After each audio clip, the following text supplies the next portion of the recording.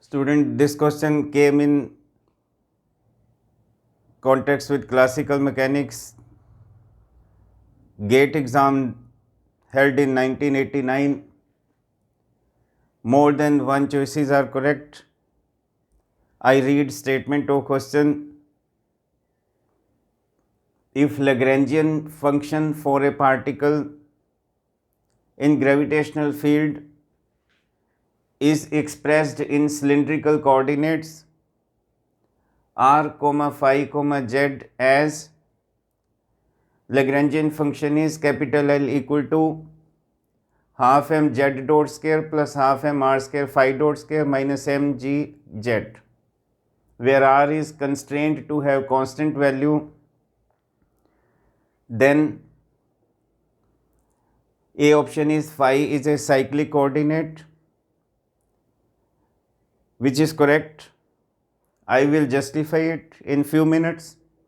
B option is z is not a cyclic coordinates. Why? I will tell you. Component of angular momentum along z axis is conserved. Again, I shall tell you. And the last option, Hamiltonian, is this. This statement D is wrong. More than one choices are correct. A, B, C, these three options are correct option. Given Lagrangian function is this. ये भी दिया हुआ है small r is having a constant value. अब A में लिखा है phi is a cyclic coordinate. Cyclic coordinate की डेफिनेशन क्या, कैसे परिभाषित करेंगे cyclic coordinate? Cyclic coordinate q suffix i is 1 which does not appear in the Lagrangian function. क्योंकि q suffix i does not appear in Lagrangian function, so curly l और curly q suffix i is 0. और एक Lagrangian equation of motion आप जानते हैं, dy dt bracket में curly l और curly qi dot minus curly l और curly qi equal to 0. अभी मैंने कहा qi साइक्लिक, अगर साइक्लिक कोऑर्डिनेट qi वो होता है which does not appear in Lagrangian, इसका मतलब कर्ली l और कर्ली qi 0. अब कर्ली l और कर्ली qi तो 0 हो गया, इसका मतलब dy dt of curly l by curly qi dot is 0. ये 0 हो गया, तो dy dt कर्ली l और कर्ली qi डॉट इज 0. अब कर्ली l और कर्ली qi डॉट को हम बोलते हैं p सफिक्स i. इसका मतलब ये हुआ कि dy dt of p suffix i ये तो 0 हो गया, इक्वल टू 0. इसका मतलब pi डॉट जो है दिस इज 0. इसका मतलब वही मैंने लिखा pi डॉट इज 0.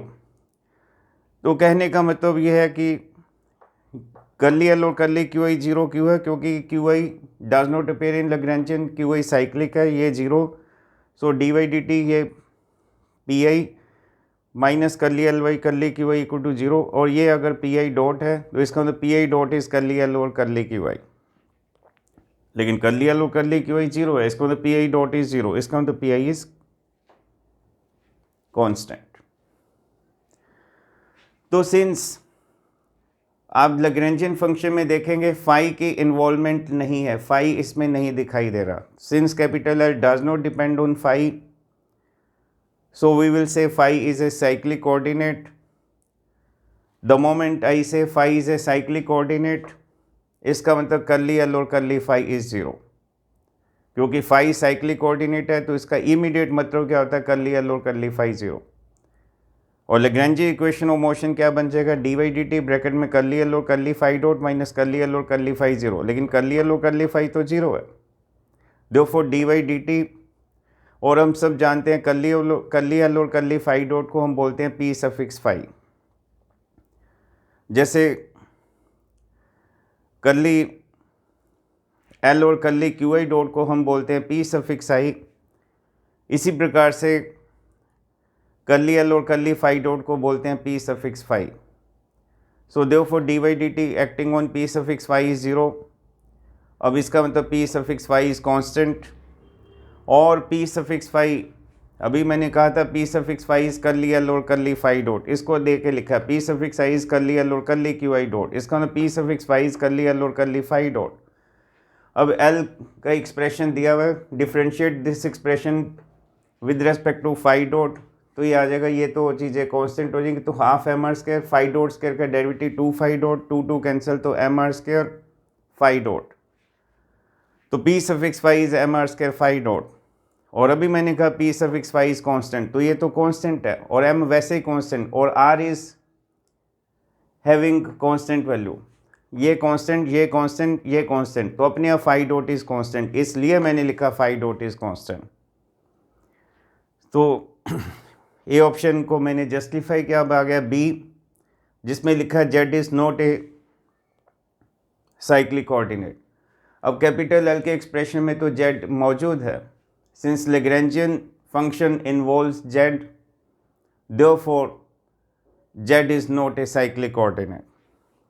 अब है C option, component of angular momentum along Z direction. अभी हमने बताया था P suffix phi is M R square phi dot, और बराबर प्रूफ किया क्योंकि फाई साइक्लिक कोऑर्डिनेट है, जिसका मतलब है करली एल और curly phi zero.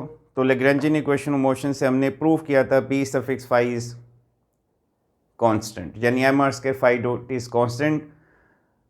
So component of angular momentum along z direction is constant, so which is constant of motion. Why? Because m, r, phi dot are constant.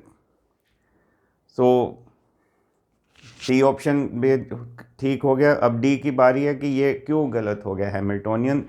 The Hamiltonian is given by capital H equal to summation over I P suffix I Q I dot minus capital L, where P suffix I is equal to curly L और curly Q suffix I dot. इसी को देख के लिखे P suffix phi is curly L और curly phi dot. और अभी मैंने जब इसको डिफ्रेंशिएट किया था एल के एक्सप्रेशन को फाई डॉट के साथ, तो बताया था M R square phi dot.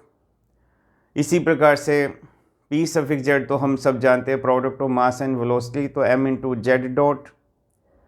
तो कैपिटल एच जो है summation summing over I P suffix I Q I dot minus L, तो एच क्या आ जाएगा, एक बार फाई के लिए P suffix phi phi dot, एक बार जेड के लिए क्योंकि समेशन है plus P suffix Z Z dot minus capital L. तो capital H equal to P suffix phi की वैल्यू इनकॉर्पोरेट किया M R square phi dot into phi dot plus P suffix Z की value रखी M Z dot into Z dot minus capital L का ही expression. और तो ये M R square phi dot square, तो M R square phi dot square में से half M R square phi dot square घटाएंगे, half M R square phi dot square subtract करेंगे तो ये half M R square phi dot square. ठीक इसी तरीके से M Z dot square minus half M Z dot square वो half M Z dot square, और ये एम लिटिल जी जेड मौजूद, और little G stand for acceleration due to gravity. तो हैमिल्टोनियन का एक्सप्रेशन ये आना चाहिए था, लेकिन ये दिया हुआ है तो ये मैच नहीं किया, तो देयरफॉर ये जो डी एक्सप्रेशन है वो गलत है। मैं आपको एडिशनल इन्फॉर्मेशन बता दूं, Lagrangian equations of motion are second order differential equation number 1। Number 2, Lagrangian equations of motion for a system is equivalent to Newton's equation of motion. और जो तीसरी करेक्ट इंफॉर्मेशन है, Lagrangian function is always defined by capital L is equal to capital T minus capital V. तो याद रखिए Lagrangian equation is a second order differential equation, और Lagrangian function is defined by capital L equal to T minus B. तो ये समझाना था आपको। मैं उम्मीद करता हूँ कि आपको ये क्वेश्चन क्लासिकल मैकेनिक्स का I have made you understand in a diligent way. Thank you.